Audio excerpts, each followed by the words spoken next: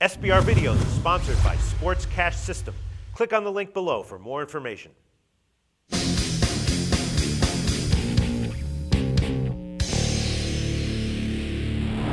Hi, welcome to SBRForum Videos. I'm Peter Loshak. It is Monday afternoon, right after NFL Week 9, so we are doing our usual round of calls with Joe Duffy from OffshoreInsiders.com. One thing we do every Monday is we cover the Thursday night NFL game. So right now we're going to talk with him about Washington at Minnesota, and Joe Duffy is right now 17-7 against the spread in his NFL previews with us this year so far. Joe Duffy, thanks so much for being back with us.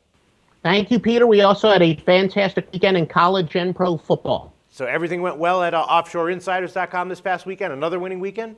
Yes, we are. In fact, I need to write this down. I believe we are 18-8 with all wise guy plays for highest rate of play in college and pro football combined, including the AFC Game of the Year on New England. If that's not enough to convince people, I'm not exactly sure what is. 17-7 against the spread in our videos this year. All right, Washington and Minnesota. This is going to be a tough one, though, Joe Duffy. I'll tell you, this is probably going to look like, some of these Thursday night games look like some of the best bets of the week, and some of them look like complete passes.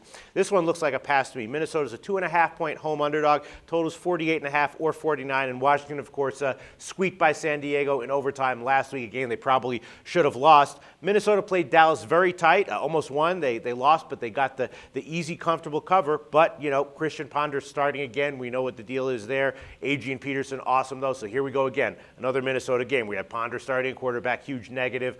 Adrian Peterson at running back, huge positive. Washington, you never quite know what you're going to get with Griffin. I have no opinion on this line as of yet. What do you think, Joe Duffy? No, I'm definitely strongly leaning towards the road favorite. We always say every week that as a general rule of thumb, the short week is going to benefit the home team, but there seems to be a lot of counter evidence this year, and this is no exception.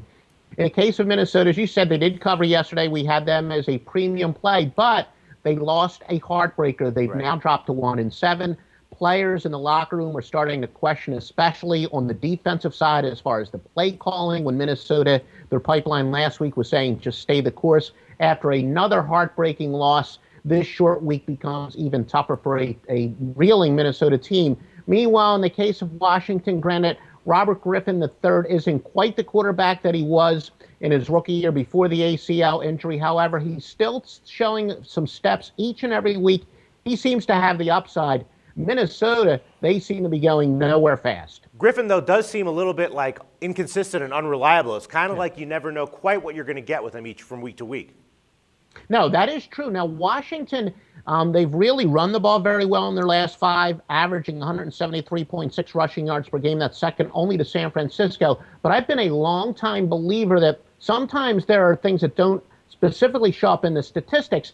And most specifically, as it applies here, it's when a defense has to prepare for something. I think the fact that the defenses are now preparing for the threat, just the threat of Robert Griffin III running, that has opened up Washington's running game. We talked about that, a couple weeks ago when it looked like Jacksonville was getting they did get Blackman back briefly, how it would open up the running game. I think just the fact that Griffin III is at least a threat to run, that has opened up the running game, and I don't think it's a coincidence that the Redskins' running game has drastically improved, second in the NFL over the last 5 weeks combined. All right, great points, Joe Duffy. And you have anything to say about the total? It opened at, I think, 48. Now it's crept up to 48.5 or 49. And Minnesota, despite, having maybe, some major issues at quarterback, their last 2 games have gone super high scoring. Washington, of course, is a high scoring team that trends over. Something tells me that this one's going to go under, though. That's just pure square gut feeling, though. That's not based on anything statistical.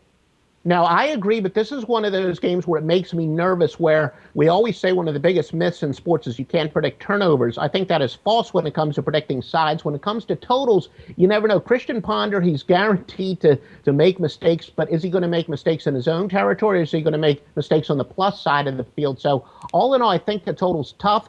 But I do think it's unlikely that the offenses themselves will be very high scoring. My biggest worry is their offense is giving the other team's offense a short field, but I would lean towards the under. All right. Joe Duffy from OffshoreInsiders.com, though, his official pick on this game is going to be Washington -2.5. Right, Joe? That is correct. All right. We'll see how it turns out. Thanks so much.